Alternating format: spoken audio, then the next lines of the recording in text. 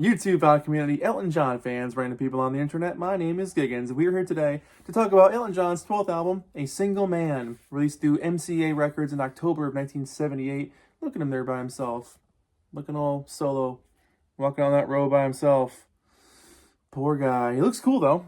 This was Elton's 12th album, and his first one without Bernie Taupin, who had been writing the lyrics with him his entire career so far. Also his first one not being produced by Gus, who had been there since Empty Sky in 1969.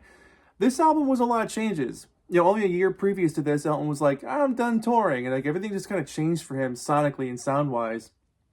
For a lot of people, Elton's career is like 1970 to 1976 in terms of his like massive pop appeal until the 80s happened and things shifted again. But his late 70s work, in my opinion, and maybe others, is like massively overlooked and underrated and not taken as seriously as it should be.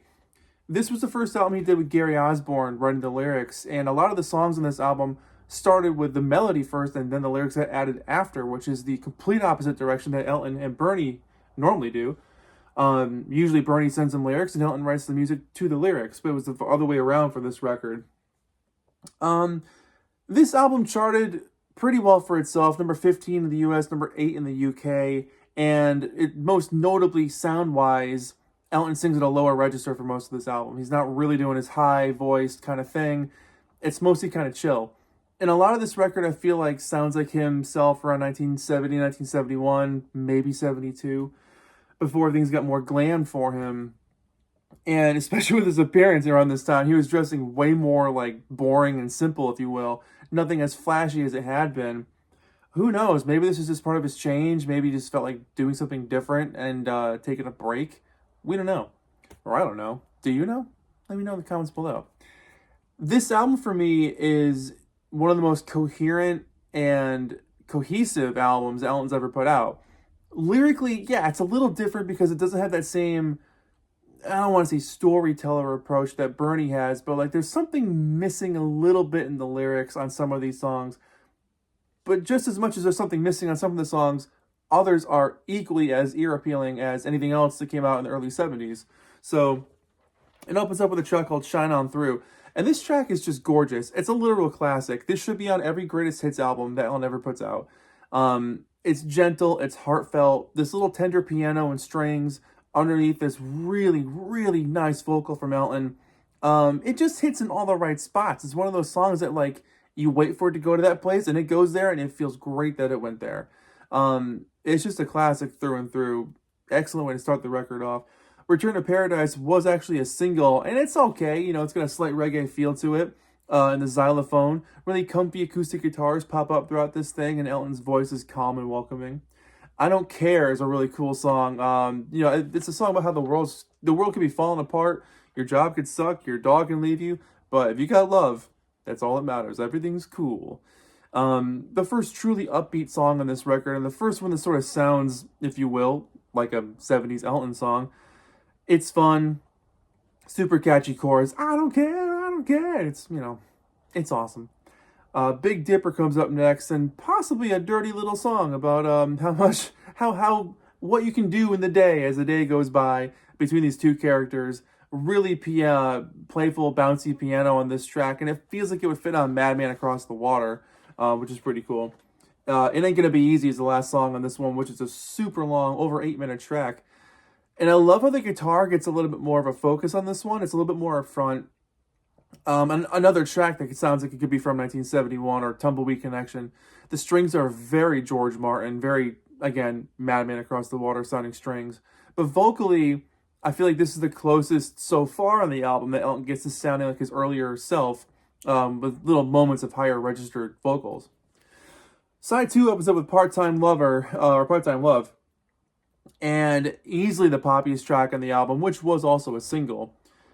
This one kind of captures the classic mid-70s sound. It's got the background vocal, the female background vocals, moments where things are sped up, things slow down again, nice little guitar solo, great closing feel, kind of a little close the book on the song feel.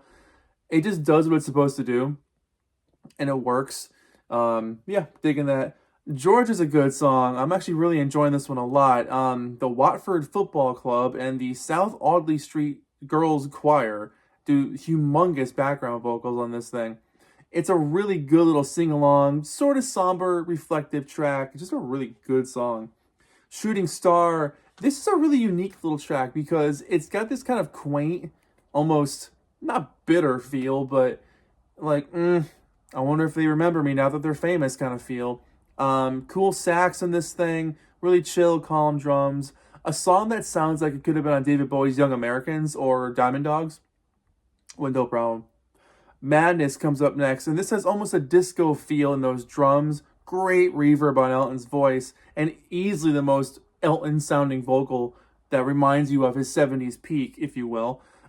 It's just crazy fun, charged up, killer song.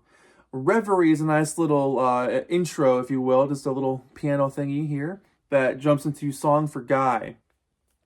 And this song is fascinating.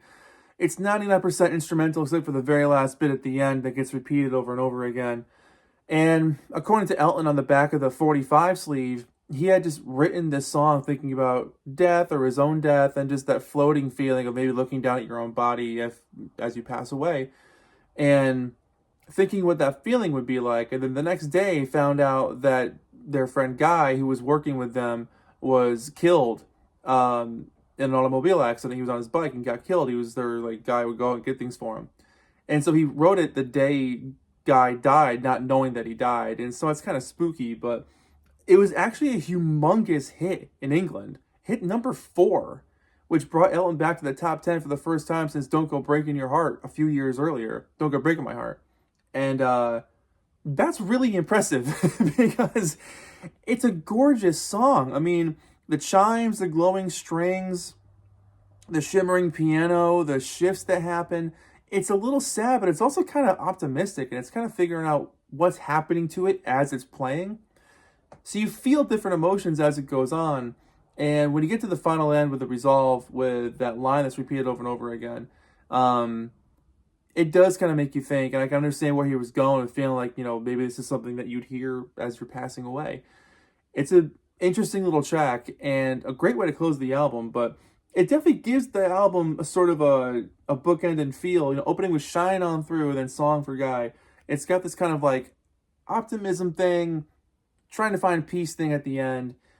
I'm really digging it. For an album that was a massive change for him structurally, promotionally, lyrically, musically, everything about this is different. Most of his band isn't even on this thing. It's the other guy. Actually, Steve Hawley plays drums on this thing. Steve Hawley went on to go play with Wings. Right after this was recorded, he was like, I'm gonna go join Paul McCartney's band.